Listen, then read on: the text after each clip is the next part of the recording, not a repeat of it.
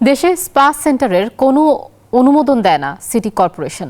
Salon বা ফিজিওথেরাপির নামে চালানো হয় এসব অবৈধ ব্যবসা, যাদের বিরুদ্ধে নিয়মিত অভিযানও চালায় সংস্থাটি। করা হয় জেল জরিমানা। বিশেষজ্ঞরা বলছেন, যুব সমাজকে ধ্বংসের নতুন এই কালচার থেকে বের হতে প্রশাসনিক কঠোর ব্যবস্থা প্রয়োজন সামাজিক সচেতনতা। নাইমুল জিকোর 2 পর্বের প্রতিবেদনের আজ দেখুন শেষ পর্ব। রাজধানী জুড়ে সেলুনের অনুমতি নিয়ে চলছে দেহ ও মাদকের রমরমা বাণিজ্য। দেয়া হয় সর্বোচ্চ নিরাপত্তা ব্যবস্থাও। নিজেদের নিরাপত্তায় আছে সিসিটিভি ক্যামেরা।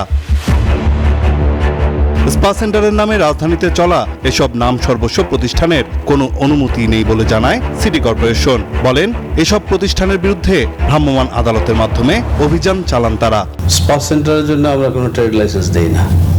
আমরা যেটা দেই সেটা সেলুনের জন্য, হেয়ার কাটিং, এইসব কাজের জন্য ট্রেড লাইসেন্স দিয়ে থাকি। হয়তো সেই লাইসেন্স নিয়েই তারা পাশাপাশি এই কাজ করছে এবং কোনো কোনো ক্ষেত্রে আমরা স্ট্রাইকও করেছি। এটা আমাদের মোবাইল কোর্ট বিভিন্ন সময় অভিযান করেছে, জেল জরিমানা করা হয়েছে।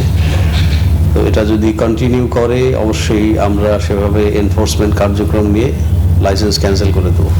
বিশেষজ্ঞরা বলছেন, ফিজিওথেরাপি ও সেলুনের আড়ালে চলে এসব অনৈতিক কর্মকাণ্ড, যা দেশের যুব সমাজকে ঠেলে দিচ্ছে ধ্বংসের মুখে। জোরালো অভিযানের মধ্য দিয়ে এই ধরনের অনৈতিক ব্যবসা কিংবা মাদকাসক্ত হয়ে পড়ার যে প্রাতিষ্ঠানিক যে আশ্রয়, এই আশ্রয়কে আসলে বন্ধ করা প্রয়োজন। অন্যথায় স্পা সেন্টারের মাধ্যমেই আমাদের মাদকাসক্তের সংখ্যাটা আরও বেড়ে যেতে পারে। যৌনতার প্রশ্নে মানুষের যে নৈতিক অবস্থানের জায়গাগুলো অনেক বেশি একটা অবক্ষয়ের জায়গাটিতে আসবে। তাই এসব বন্ধে সরকারের কঠোর পদক্ষেপ নেওয়ার পরামর্শ তাদের। নাইমুল জিকো, নিউজ 24, ঢাকা।